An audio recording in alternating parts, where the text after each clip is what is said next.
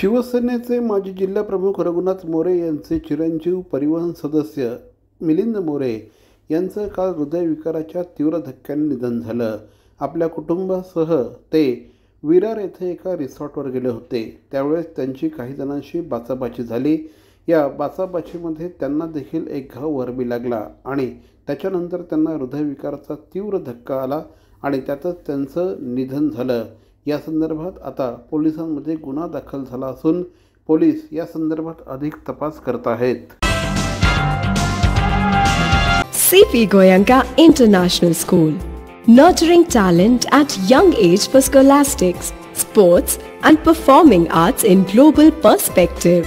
Proud to have world toppers and country toppers in 10th standard Cambridge examinations. Ranked the best emerging school by the Times of India for personality over percentage, CP Goenka is the intelligent choice.